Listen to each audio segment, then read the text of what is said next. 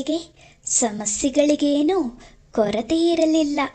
ಆದರೆ ಎಲ್ಲವನ್ನೂ ಒಂದು ಹಂತಕ್ಕೆ ತಂದು ನಿಲ್ಲಿಸಿಕೊಂಡು ಮೊನ್ನೆಯಷ್ಟೇ ಉಸಿರಾಡಿದ್ದಳು.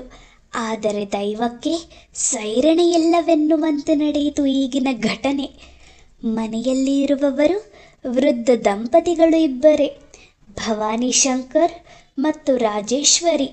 60ರ ಹತ್ತಿರಕ್ಕೆ ಇಂಚು ಇಂಚಾಗಿ ಜರುಗುತ್ತಿರುವ ರಾಜೇಶ್ವರಿ, ಇದೀಗ ತಾನೇ 70ನ್ನು ಸಮೀಪಿಸಿರುವ ಭವಾನಿ ಶಂಕರ್. 70ರ ಪ್ರಾಯದವರಾದರೂ ಒಳ್ಳೆಯ ಆರೋಗ್ಯವಂತರು ಆತ. ಮನೆಯ ತೋಟದ ಮಾಲಿ ಅವರೇ. ನಲ್ಲಿಯಲ್ಲಿ ಸಮೃದ್ಧವಾಗಿ ನೀರು ಬರುತ್ತಿದ್ದರೂ ಬಾವಿಯಿಂದಲೇ ಕೊಡಗಟ್ಟಲೇ ಸೇದಿ ತಮ್ಮ ಪ್ರಿಯ ಗಿಡಗಳಿಗೆ ನೀರು ಉಣಿಸುತ್ತಿದ್ದರು. ಕ್ಲೋರಿನ್ನಿಂದ ಪರಿಷ್ಕರಿಸಲ್ಪಟ್ಟ ನೀರಿಗಿಂತ ಲವಣ ಮಿಶ್ರಿತ ಬಾವಿಯ ನೀರು ಸಸ್ಯಕ್ಕೆ ಶ್ರೇಷ್ಠ ಎನ್ನುವ ಒಂದು ವಾದವಾದರೆ, ನೀರು ಸೇದುವ ವ್ಯಾಯಾಮದ ಮುಂದೆ ಬೇರೆಲ್ಲ ವ್ಯಾಯಾಮಗಳು ಗೌಣ ಎನ್ನುವ ತತ್ವ ಅವರದು. ತಾವೇ ಬೆಳಗ್ಗೆ ಎದ್ದು ಬಿದ್ದು ಆ ಗಿಡಗಳ ಸಮಸ್ತ ಶುಶ್ರೂಷೆ ಮಾಡುತ್ತಿದ್ದರು. ದಿನನಿತ್ಯದಲ್ಲಿ 10 ಮೈಲಿಗೆ ಕಡಿಮೆ ಇಲ್ಲದಂತೆ ರಭಸದಂತೆ ನಡೆದು ಬರುತ್ತಿದ್ದರು. ಅವರಿಗೆ ಯಾವುದೇ ದುರಭ್ಯಾಸಗಳಿಲ್ಲ. ಎಲ್ಲರಿಗಿಲ್ಲದ ಸದಭ್ಯಾಸಗಳಿಂದ ಆರೋಗ್ಯದಲ್ಲಿ ಮೆರುಗುತ್ತಿದ್ದರು. ಆದರೂ ಅವರನ್ನು ಅಂದು ಎದುರುಗೊಂಡಿತ್ತು ಹೃದಯಾಘಾತ. ಕಾಳಿಂದಿ ಕಾಲೇಜಿನಿಂದ ಹಿಂತಿರುಗಿದ ಸಮಯದಲ್ಲಿ ಮೊನ್ನೆ ಶನಿವಾರ ಆಗಿತ್ತು ಆತನಿಗೆ ಹೃದಯಾಘಾತ. ಬೆವರಿನ ಮಡುವಿನಲ್ಲಿ ಕಣ್ಣು ಮುಚ್ಚಿ ಮಲಗಿದ್ದರು. ಆರೋಗ್ಯವಂತ ಅಜಾನುಬಾಹು ದೃಢಕಾಯ ಭವಾನಿ ಶಂಕರ್ ಎಲ್ಲ ಸ್ತ್ರೀಯರಂತೆ ಹೆದರಿ ನಡುಗಿ ಅಳುತ್ತ ಕೂರದೆ ರಾಜೇಶ್ವರಿ ಸೊಂಟಕ್ಕೆ ಸೆರಗು ಸಿಗಿಸಿ ಸರಸರ ಓಡಾಡಿ ಪಕ್ಕದ ಮನೆಯ ವೆಂಕನನ್ನು ಡಾಕ್ಟರ್ ಬಳಿಗೆ ಕಳುಹಿಸಿ ಶೇಷುವನ್ನು ಕಾಳಿಂದಿಗೆ ಫೋನು ಮಾಡಲು ಕಳಿಸಿ ಪತಿಯ ಬೆವರನ್ನು ಒರೆಸುತ್ತಾ ಕಾಳಿಂದಿಗಾಗಿ ಡಾಕ್ಟರಿಗಾಗಿ ಎದುರು ನೋಡುತ್ತಿದ್ದರು. ತನ್ನ ತಂದೆಯನ್ನು ಆ ಸ್ಥಿತಿಯಲ್ಲಿ ಕಂಡ ಕಾಳಿಂದಿಗೆ ದೃಢ ಕಾಯರಿಗೆ ಹೃದಯದ ರೋಗವೇನೋ ಬರುವುದಿಲ್ಲ ಎಂಬ ಮಾತು ಬರಿಯ ಮಿಥ್ಯೆ ಎನಿಸಿತು. ಆತನಷ್ಟು ಆರೋಗ್ಯವಂತರನ್ನು, ದೇಹ ಸೌಷ್ಠವವುಳ್ಳವರನ್ನು ಅವಳು ಕಂಡೇ ಇರಲಿಲ್ಲ. ತನ್ನ ಚಿಕ್ಕಪ್ಪ ಹೇಳುತ್ತಿದ್ದ ಮಾತು ನೆನಪಾಯಿತು. ಎಷ್ಟೇ ಆರೋಗ್ಯ ಕಾಯ್ದುಕೊಳ್ಳುತ್ತೇನೆ ಎಂದುಕೊಂಡರೂ ಪ್ರಾರಬ್ಧ ಕರ್ಮ ಬಿಡಲ್ಲಮ್ಮ. ತುಂಬ ಆರೋಗ್ಯವಂತರು ನಿಂತಲ್ಲೇ ಕುಸಿಯುತ್ತಾರೆ ಎನ್ನುತ್ತಿದ್ದರು ವೇದಾಂತಿ ಚಿಕ್ಕಪ್ಪ. ಅವರದೆಷ್ಟು ಸರಿ. ಇಲ್ಲದಿದ್ದರೆ ಯಾವ ಕಾಯಿಲೆಯೂ ಹೃದಯದ್ದಿರಲಿ ಅಣ್ಣನ ಬಳಿ ಒಂದು ಮೊಳದ ದೂರದಲ್ಲೂ ಹಾಯಬಾರದಿತ್ತು. ಅಂತಹ ಆರೋಗ್ಯ ಅವರದ್ದು. ಈಗ ಹೃದಯಾಘಾತ. ಸರಿಯಾದ ಸಮಯಕ್ಕೆ ಡಾಕ್ಟರ್ ಬಂದು ಆರೈಕೆಯಾಗಿ ನರ್ಸಿಂಗ್ ಹೋಮ್ ಸೇರಿದ ಭವಾನಿ ಶಂಕರ್ ಬಹಳ ಬೇಗ ಚೇತರಿಸಿಕೊಂಡರು. ಮಾರನೆಯ ದಿನವೇ ಆಸ್ಪತ್ರೆಯಿಂದ ಮನೆಗೂ ಹಿಂತಿರುಗಿದರು. ಡಾಕ್ಟರ್ ಹೇಳಿದರು, ಬಹಳ ಲಘು ಆಘಾತ, ವಿಶ್ರಾಂತಿ ಇದ್ರೆ ಸಾಕು, ಹಾಗಂತ ಮಲಗೇ ಇರಬೇಕು ಅಂತ ಇಲ್ಲ. ಆದರೆ ತೋಟದ ಕೆಲಸ, ನೀರು ಸೇದೋದು ಅಂತಹ ಭಾರದ ಕೆಲಸಗಳು ಬೇಡ. ಔಷಧ ಕ್ರಮವಾಗಿ ತಗೋತಾ ಇರಬೇಕು. ಇನ್ನೊಂದು ಅಟ್ಯಾಕ್ ಬರದ ಹಾಗೆ ಎಚ್ಚರ ಅವಶ್ಯಕ. ಹೆದರೋ ಕಾರಣ ಇಲ್ಲ. ರಾಜೇಶ್ವರಿಗೆ ಕಾಳಿಂದಿಗೆ ಸಮಾಧಾನವಾಗಿತ್ತು, ಪೂರಾ ಮಲಗಲಿಲ್ಲವೆಂದು. ಸೋಮವಾರವೇ ಲವಲವಿಕೆಯಿಂದ ಎದ್ದು ಎಂದಿನಂತೆ ಓಡಾಡಿದ ಅವರನ್ನು ಕಂಡು ಧೈರ್ಯವೇ ಆದರು. ಅವರಿಬ್ಬರನ್ನೇ ಬಿಟ್ಟು ಕಾಲೇಜಿಗೆ ಹೊರಟು ಹೋಗುವ ಮನಸ್ಸು ಮಾಡಲಾರದಾದಳು ಕಾಳಿಂದಿ. ಕಾರಣವೇನೂ ಕೊಡದೆ ಮನೆಯಲ್ಲಿನ ಅನಾನುಕೂಲದಿಂದ ಕಾಲೇಜಿಗೆ ಬರಲಾಗುವುದಿಲ್ಲವೆಂದು ರಜೆ ಕೇಳಿ ಪತ್ರ ಕಳುಹಿಸಿದ್ದಳು. ಮಾರನೆಯ ದಿನ ಮಂಗಳವಾರ ಎಲ್ಲ ಸರಿಯಾಯಿತೆಂದು ಕಾಲೇಜಿಗೆ ಹೊರಡಲು ಸಿದ್ಧವಾಗುವ ವೇಳೆಗೆ ರಾಜೇಶ್ವರಿ ಮೆಟ್ಟಲಿಳಿಯುವಾಗ ಜಾರಿ ಬಿದ್ದು ಕಾಲು ಹೊರಳಿ ಹೆಜ್ಜೆ ಇಡಲಾರದೆ ಕುಳಿತರು. ಕಾಳಿಂದಿಗೆ ದಿಕ್ಕೇ ತೋಚಲಿಲ್ಲ. ಮೊದಲೇ ಸ್ಥೂಲಕಾಯದ ರಾಜೇಶ್ವರಿ ಏಳಲೂ ಸಹ ನೆರವು ಬಯಸಿದಾಗ ಕಾಳಿಂದಿ ಕಾಲೇಜಿಗೆ ಹೊರಡಲಾರದಾದಳು. ಅಮ್ಮನೇನೂ ಅಂದಿದ್ದರು, ಎಲ್ಲ ಅಲ್ಲಿಟ್ಟು ನೀನು ಹೋಗು, ನಾನು ಹೇಗೋ ಮಾಡ್ಕೊಳ್ತೀನಿ, ಅಪ್ಪನೂ ದನಿಗೂಡಿಸಿದ್ದರು. ಹೌದಮ್ಮ, ನಾನಿರ್ತೀನಲ್ಲ, ತೂಗಿಸ್ಕೊಳ್ತೀನಿ, ನೀನು ಹೋಗು. ಒಬ್ಬರು ಎದ್ದು ಓಡಾಡಲಾರರು, ಒಬ್ಬರು ಓಡಾಡಬಾರದು. ಅಂತಹ ಇಬ್ಬರನ್ನೂ ಬಿಟ್ಟು ತಾನು ಹೋಗುವುದಾದರೂ ಹೇಗೆ? ಎಲ್ಲವನ್ನು ಕೇಳಿದ ಸರ್ಜಾಪುರ ಮೆಲ್ಲಗೆ ನಕ್ಕು. ಅಷ್ಟೇ ತಾನೇ, ನೀವು ಅವರನ್ನು ಬಿಟ್ಟು ಬರಲು ತಡವಾಯಿತು. ನಾಳೆಯಿಂದ ಏನು ಮಾಡೋದು? ಅಬ್ಬಾ, ಎಷ್ಟು ದೊಡ್ಡ ಸಮಸ್ಯೆ ಅಲ್ವೇ ಕಾಳಿಂದಿ. ಹುಚ್ಚು ಹುಡುಗಿ, ಅದಕ್ಕೇಗೆ ಅಷ್ಟು ದುಃಖ? ಈ ವಾರ ಪೂರಾ ರಜೆ ಹಾಕಿ ನಾನು ಮಂಜೂರು ಮಾಡ್ತೀನಿ. ಅಷ್ಟರ ವೇಳೆಗೆ ಎಲ್ಲ ಸರಿ ಹೋಗುತ್ತೆ ಎಂದು ಭರವಸೆಯ ಮಾತನ್ನಾಡಿದರು. ನನಗೆ ಯಾವ ರಜವೂ ಇಲ್ಲ ಸರ್, ಪ್ರೊಬೇಷನರಿ ಸೇವೆಯಲ್ಲಿದ್ದೇನೆ. ಸಂಬಳವಿಲ್ಲದೆ ರಜೆ ಪಡೆಯಬೇಕು. ಆಗ ವೃಥಾ ಸೇವೆಗೆ ಧಕ್ಕೆ ಆಗುತ್ತೆ. ಹೌದಲ್ಲವೇ? ನಾನು ಮರೆತೆ. ಹಾಗಾದರೆ ನಾನು ನಿಮಗೆ ಪ್ರತಿದಿನ 1 ಗಂಟೆ ತಡವಾಗಿ ಬರೋದಕ್ಕೆ 1 ವಾರ ಪರ್ಮಿಷನ್ ಕೊಡ್ತೀನಿ. ತುಂಬ ಥ್ಯಾಂಕ್ಸ್ ಸರ್ ಎಂದು ಬಿಕ್ಕಿದಳು. ಆತನ ಕರುಣೆಯ ಕಳಕಳಿಗೆ ಅವಳಿಗೆ ಹೃದಯ ತುಂಬಿ ಬಂದು ಅಳು ಬಂದು ಬಿಟ್ಟಿತು. ಥ್ಯಾಂಕ್ಸ್ ಹೇಳಲು ಅಳ್ತಾರೇನು? ಚಿಯರಪ್. ಯಾರಾದರೂ ಈಗ ನಿಮ್ಮನ್ನು ನೋಡಿದರೆ ನಾನು ನಿಮ್ಮನ್ನು ತುಂಬ ಗದರಿದ ಹಾಗೆ ಭಾವಿಸ್ತಾರಷ್ಟೇ. ನಗುತ್ತಾ ಹೊರಗೆ ನಡೀರಿ ಎಂದು ತಾವೂ ನಗುತ್ತಾ ಕಳುಹಿಸಿಕೊಟ್ಟರು. ಎಲ್ಲರೂ ಭಾವಿಸುತ್ತಿದ್ದೇ ಹಾಗೆ. ಚಂದ್ರನ ಬಾಯಿಯ ಕತೆ ಕೇಳಿ. ಆದರೆ ಮಾರನೇ ದಿನವೇ ಕಾಳಿಂದಿ ತೆಗೆದುಕೊಳ್ಳಬೇಕಿದ್ದ ಮೊದಲ ಪೀರಿಯಡ್ಡಿನ ಕ್ಲಾಸುಗಳನ್ನು 1 ವಾರ ಕಾಲ ಬದಲಿಸಿ ಬಂದ ಟೈಮ್ ಟೇಬಲ್ ಕಂಡಾಗ ವಾಸ್ತವದ ಅರಿವಾಯಿತು ಎಲ್ಲರಿಗೂ.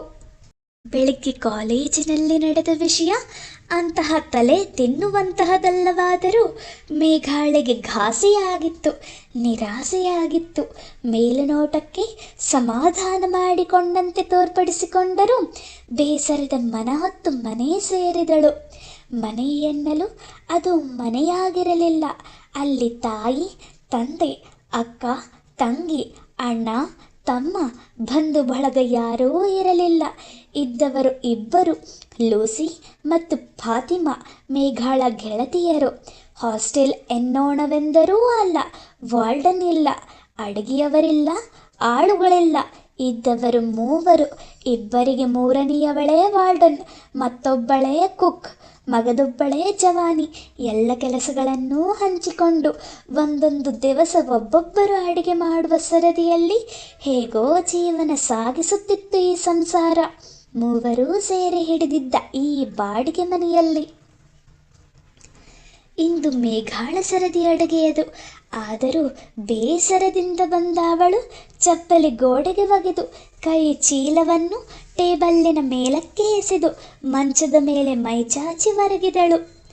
ಯಾಕೆ ಮೇಘ, ಮಲಗ್ಬಿಟ್ಟೆ? ಹುಷಾರಿಲ್ವಾ? ಕಕ್ಕುಲತೆಯಿಂದ ಕೇಳುತ್ತಾ ಬಂದಳು ಲೂಸಿ. ಆಗಲೇ ಬಂದು ಮುಖ ತೊಳೆದು ಒರೆಸಿಕೊಳ್ಳುತ್ತಿದ್ದವಳು ತಲೆಯನ್ನು ಎತ್ತದೆ ಎಂದು ಸದ್ದು ಮಾಡಿ ಸುಮ್ಮನೆ ಮಲಗಿದಳು ಮೇಘ. ಏನಾಯ್ತು ಮೇಘ? ನೀನು ಸಪ್ಕಿದ್ರೆ ಯಾಕೋ ನೀನಿದ್ದ ಹಾಗೆ ಇರಲ್ಲ. ಹೇಳು, ಏನಾಯ್ತು? ಮಂಚದ ತುದಿಗೆ ಕುಳಿತಳು ಲೂಸಿ. ಅವಳಿಗೇನೂ ಆಗಿರಲ್ವೇ ಲೂಸಿ, ಅಡುಗೆ ಚಾನ್ಸ್ ತಪ್ಪಿಸ್ಕೊಳ್ಳೋಕೆ ಆಟ. ಅಡುಗೆ ಮಾಡೋಕ್ಕಾಗದಿದ್ರೆ ಏನಂತೆ ಮೇಘ, ಹೊರಗೆ ಊಟ ಕೊಡಿಸ್ಬಿಡು ಎಂದಳು ಫಾತಿಮಾ. ಅವಳ ಮಾತಿನಿಂದ ಮೇಘಾಗೆ ಚುಚ್ಚಿದ ಹಾಗಾಯಿತು. ಅವಳೆಂದೂ ಅಡುಗೆ ಮಾಡಲು ಹಿಂದೇಟು ಹಾಕುತ್ತಿರಲಿಲ್ಲ. ಆ ಆಟ ಎಲ್ಲ ಫಾತಿಮಾಳದೆ. ಸಿಡಿದೆದ್ದು ಕುಳಿತಳು ಮೇಘ. ನಾನೇನು ನಿಂತರ ಅಂದ್ಕೊಂಡ್ಯ ಫಾತಿಮಾ ಕಳ್ಳಾಟ ಆಡೋಕೆ? ಮಾಡ್ತೀನಿ, ಫಸ್ಟ್ ಕ್ಲಾಸಾಗಿ ಮಾಡ್ತೀನಿ, ಈಗ ನೋಡ್ತಿರು. ಆದರೆ ಲೂಸಿ ಪ್ಲೀಸ್, ಈಗ ನನಗೊಂದು ಕಪ್ ಕಾಫಿ ಬೆರೆಸ್ತಂದ್ಕೊಡ್ತೀಯಾ ಎಂದಳು. ಬೆರೆಸ್ಕೊಡ್ತೀನಿ, ಆದರೆ ಏಕ್ ಶರತ್ ಪರ್ ಎಂದು ಟಿವಿ ಧಾರಾವಾಹಿಯ ಡೈಲಾಗ್ ಹೊಡೆದಳು ಲೂಸಿ. ಶರತ್ ಮಂಜೂರ್ ಕಹೋ ಎಂದಳು ಮೇಘಾಳು ಅದೇ ಧಾಟಿಯಲ್ಲಿ. ನಿನ್ನ ಈಗಿನ ಬೇಸರಕ್ಕೆ ಕಾರಣ ಏನಂತ ನಮಗೆ ತಿಳಿಬೇಕು ಎಂದಳು ಲೂಸಿ. ಓಕೆ, ಕಾಫಿ ತಂದುಬಿಡು, ಸಿಪ್ ಮಾಡ್ತಾ ಹೇಳ್ತೀನಿ ಎಂದು ಒಪ್ಪಿಗೆ ಕೊಟ್ಟ ಮೇಲೆ ಅವಳ ಕೈಗೆ ಕಾಫಿ ಬಂದಿತು. ಲೂಸಿ ಮೇಘಾಳ ಪಕ್ಕದಲ್ಲೇ ಕುಳಿತಳು. ಫಾತಿಮಾ ಎದುರಿನ ಕುರ್ಚಿಯಲ್ಲಿ. ಈಗ ಯಾವುದೋ ಪ್ರಳಯವಾಗಿರೋ ಕತೆ ಮೇಘಾಳ ಬಾಯಿಂದ ಉದುರುತ್ತದೆ ಎಂದು ಬಾಯಗಲಿಸಿ ಕುಳಿತರು ಗೆಳತಿಯರು. ಆದರೆ ಮೇಘ ಹೇಳಿದ ಫಾರಿನ್ ಪ್ರೊಫೆಸರ್ನ ಬರುವಿಕೆ, ಅವರ ರೂಮ್ನಲ್ಲಿ ತಾನು ಕುಳಿತುಕೊಳ್ಳ ಬಯಸಿದುದು, ಅದು ಎಲ್ಲರಿಗೂ ಹಾಸ್ಯವಾಗಿ ಕಂಡದ್ದು. ಕಡೆಗೂ ತನಗೆ ಆ ಚಾನ್ಸ್ ಸಿಗದೇ ಹೋದುದು ಮುಂತಾದುದನ್ನು ಕೇಳಿದಾಗ ಇಬ್ಬರಿಗೂ ಗಟ್ಟಿಯಾಗಿ ಚಪ್ಪಾಳೆ ತಟ್ಟಿ ನಗಬೇಕೆನ್ನಿಸಿತು. ಅವರು ನಗಲಿಲ್ಲ. ಇದೇ ಪ್ರಮಾದವೆಂದು ಬೇಸರಿಸಿಕೊಂಡಿರುವ ಅವಳ ಮನಸ್ಸಿಗೆ ಮತ್ತೂ ನೋವುಂಟು ಮಾಡಬಾರದೆಂದು ಲೂಸಿ, ಅಷ್ಟೇ ತಾನೇ, ಇರಲಿ ಬಿಡು, ಅವರು ಬಂದು 1 ವರ್ಷ ಇರ್ತಾರೆ ಅಂತೀಯ, ನಿಮ್ಮ ಡಿಪಾರ್ಟ್ಮೆಂಟ್ನಲ್ಲೇ ಇರುವಾಗ ಪರಿಚಯ ಆಗ್ತಾರೆ ಮೇಘ ಎಂದು ಸಮಾಧಾನ ಹೇಳಿದಳು. ಯಾಕೆ ಇಂತಹದಕ್ಕೆಲ್ಲ ಆಸೆ ಪಡ್ತೀಯ ಮೇಘ? ಫಾರಿನ್ ಅಂತ ಯಾಕೆ ಹುಡ್ಕೋತೀಯಮ್ಮೋ ನೀನು? ಇಲ್ಲಿ ಇಲ್ಲದ್ದು ಅಲ್ಲೇನಿರುತ್ತೆ ಅಂತ ಹಗುರವಾಗಿ ನುಡಿದಳು ಫಾತಿಮಾ. ನಿನಗೆ ಹಾಗನ್ನಿಸಬಹುದು, ನನಗೆ ಹಾಗನ್ನಿಸೋಲ್ಲ. ನಾನು ಫಾರಿನ್ನಿಗೆ ಹೋಗಬೇಕು. ಹೋಗುವೆಯಂತೆ ಇರು. ಈಗ ಬರೋ ಆ ರುಚಿ ಮುದುಕನೋ ಯುವಕನೋ? Fatima, be serious. ಅವಳೇನೀಗ ಆತನನ್ನು? ಲೂಸಿ ತಡೆದಳು. ಫಾತಿಮಾಗೆ ನನ್ನ ಫಾರಿನ್ ಐಡಿಯಾ ಅಂದರೆ ಯಾವಾಗಲೂ ತಮಾಷೆನೆ. ಅದರಲ್ಲಿ ತಪ್ಪೇನಿದೆ? ನೀನೇ ಹೇಳು ಲೂಸಿ. ರಿಚರ್ಡ್ಸನ್ ಅವರನ್ನು ಪರಿಚಯ ಮಾಡಿಕೊಂಡು ಅವರ ಮೂಲಕ ಒಬ್ಬ ಸ್ಪಾನ್ಸರ್ನ ಪಡ್ಕೊಂಡರೆ ಹೋಗೋದು ಸುಲಭ ಅಲ್ವಾ? ಈಗ ನಮ್ಮ ಡಿಪಾರ್ಟ್ಮೆಂಟ್ಗೆ ಒಬ್ಬರು ಬರ್ತಾರೆ ಅಂದರೆ ನಾನು ಸ್ವಲ್ಪ ಆಸಕ್ತಿ ತೋರಿಸಿದ್ರೆ ಇವಳಿಗೆ ಯಾಕೆ ಹೊಟ್ಟೆ ಊರಿ ಎಂದು ಮೂತಿ ಓದಿಸಿದಳು ಮೇಘ. ಆಲ್ ರೈಟ್ ಮೇಘ, ಕೈ ಕೊಡಿಲ್ಲಿ. ಓ, ನೀನು ಖಂಡಿತ ಪರದೇಶಕ್ಕೆ ಹೋಗ್ತೀಯ, ಆಮೇಲೆ ನಮ್ಮೆಲ್ಲರನ್ನೂ ಒಬ್ಬೊಬ್ಬರನ್ನೇ ಕರೆಸ್ಕೊತೀಯ.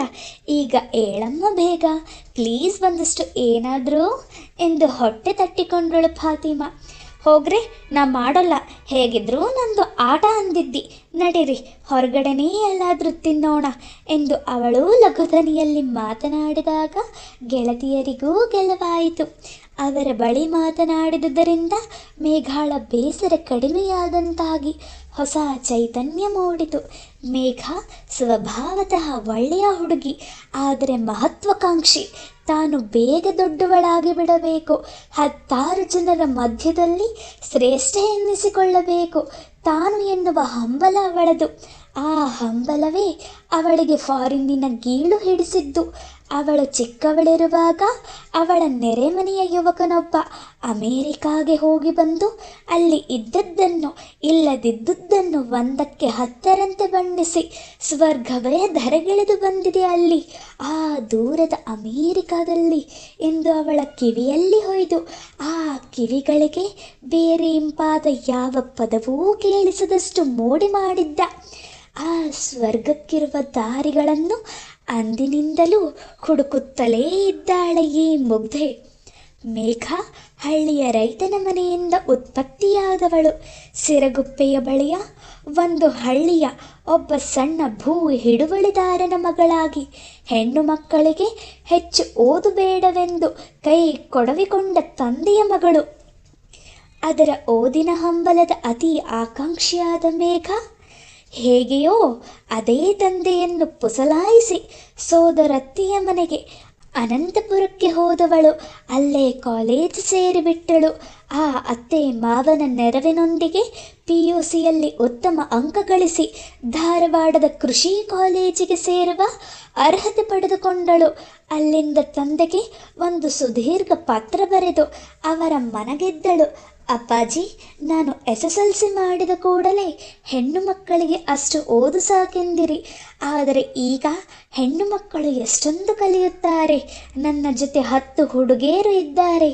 ಈಗ ಕೃಷಿಯಲ್ಲಿ ಹೊಸ ಹೊಸ ವಿಷಯಗಳನ್ನು ಕಲಿಸ್ತಾರೆ. ಅದನ್ನೆಲ್ಲ ನಾ ಕಲಿತು ಈ 4 ವರ್ಷ ಆದ ಕೂಡಲೇ ಊರಿಗೆ ಬರ್ತೀನಿ. ನಿಮ್ಮ ಬಲಗೈ ಆಗಿ ನಿಂತು ಹೊಸ ಹೊಸ ಪದ್ಧತಿಗಳಲ್ಲಿ ಬೇಸಾಯ ಮಾಡೋಣ. ನನ್ನನ್ನು ನಂಬಿ. ಆ ಬಡ ತಂದೆ ನಂಬಿಯೇ ನಂಬಿದರು. ತಮ್ಮ ಶಕ್ತಿ ಮೀರಿ ಅವಳ ವಿದ್ಯಾಭ್ಯಾಸಕ್ಕೆಂದು ಹಣ ಕಳುಹಿಸಿ ಹಾಸ್ಟೆಲ್ನಲ್ಲಿಟ್ಟು ಓದಿಸಿದರು. ಮೇಘ ತಂದೆಗೆ ನಿರಾಸೆ ಮಾಡಿದರೂ ತನಗೆ ಧಕ್ಕೆಯಾಗದಂತೆ ಉತ್ತಮ ಅಂಕ ಗಳಿಸಿ ಉತ್ತಮ ಶ್ರೇಣಿಯಲ್ಲಿ ಕೃಷಿ ಪದವೀಧರೆಯಾದಳು. ಅದು ಅವಳ MScಗೆ ಏಣಿಯೇ ಆಯಿತು. MScಯನ್ನು ಹಾರುತ್ತಾ ಎಗರಿ ಬಂದಳು. ಆಗ ಅವಳಿಗೆ ಪ್ರಾಧ್ಯಾಪಕರಾಗಿ ಬಂದಿದ್ದವರು ಡಾಕ್ಟರ್ ಮೂಲಿಮನಿಯವರು. ಡಾಕ್ಟರ್ ಮೂಲಿಮನಿಯವರು ಅವಳಲ್ಲಿ ಹುದುಗಿ ಹೋಗಿದ್ದ ಫಾರಿನ್ನಿನ ಆಸೆಗೆ ಮತ್ತೆ ನೀರೆರೆದರು. ಅವರು ಆಗತಾನೇ ಹೆಚ್ಚಿನ ವಿದ್ಯಾಭ್ಯಾಸವನ್ನು ಅಮೇರಿಕಾದಲ್ಲಿ ಮುಗಿಸಿ ಹಿಂತಿರುಗಿದ್ದರು. ಅವರು ಅವಳಿಗೆ ಆದರ್ಶವಾದರು. ಅಮೇರಿಕಾದ ತೀರವನ್ನು ತುಳಿಯದ, ಅಲ್ಲಿ ನೀರನ್ನು ಕುಡಿಯದ ಭಾರತೀಯನ ಬಾಳೆ ನಿರರ್ಥಕ ಎನ್ನುವಂತೆ ಅವರು ತಮ್ಮ ನಡೆ ನುಡಿಯಲ್ಲೂ ತೋರಿಸಿ ಅಪಕ್ವ ಮನದ ಮೇಘಾಳನ್ನು ಭ್ರಾಂತಿಯ ಜಗತ್ತಿನಲ್ಲಿ ತೇಲಿಬಿಟ್ಟರು. ಮೇಘ ತಂದೆಗೆ ಕೊಟ್ಟ ವಚನದಂತೆ ಹಳ್ಳಿಗೆ ಹಿಂತಿರುಗಲಿಲ್ಲ. ಬದಲಾಗಿ ಬೆಂಗಳೂರಿಗೆ ಬಂದು ಕೃಷಿ ಯೂನಿವರ್ಸಿಟಿಯಲ್ಲಿ ಹುದ್ದೆಗಾಗಿ ಅರಸಿದಳು. ವಿಜಯಿಯೂ ಆದಳು. ಅವಳ ಉತ್ತಮ ಫಲಿತಾಂಶಗಳಿಂದ ಬಹಳ ಬೇಗನೆ ಸಹಾಯಕ ಸಂಶೋಧಕಿಯ ಹುದ್ದೆಯಲ್ಲಿ ಪ್ರತಿಷ್ಠಾಪಿತಳಾದಳು. ವ್ಯಾಸಂಗದ ದಿನಗಳ 6 ವರ್ಷಗಳು ದೀರ್ಘಕಾಲದ ಹಾಸ್ಟೆಲ್ಲು ಜೀವನಕ್ಕೆ ಬೇಸರಗೊಂಡಿದ್ದ ಮೇಘ ಕೆಲವೇ ದಿನ ಉದ್ಯೋಗಸ್ಥ ಮಹಿಳೆಯರ ಹಾಸ್ಟೆಲ್ಲಿನಲ್ಲಿ ಇದ್ದು ಅತಿ ಶೀಘ್ರವಾಗಿ ತನ್ನಂತೆಯೇ ಪರದಾಡುತ್ತಿದ್ದ ಲೂಸಿ ಮತ್ತು ಫಾತಿಮಾರ ಸಹಕಾರದೊಡನೆ ಕಂಟೋನ್ಮೆಂಟಿನಲ್ಲಿ ಒಂದು ಮನೆ ಬಾಡಿಗೆಗೆ ಹಿಡಿದು ವಾಸ್ತವ್ಯ ಪ್ರಾರಂಭಿಸಿದಳು. ಹೀಗೆಯೇ 1-2 ವರ್ಷಗಳೇ ಕಳೆದವು. ತನ್ನ ದಕ್ಷತೆ ಜಾಣ್ಮೆಗಳಿಂದ ಮೇಘ ಸಂಶೋಧಕಿಯ ಹುದ್ದೆಯಿಂದ ಸಹಾಯಕ ಪ್ರಾಧ್ಯಾಪಕಿ ಹುದ್ದೆಗೆ ಬಡ್ತಿ ಪಡೆದಿದ್ದಳು. ಈಗ ಅವಳ ಮುಂದಿನ ಮಜಲು ಫಾರಿನ್, ಅಂದರೆ ಅಮೇರಿಕಾ.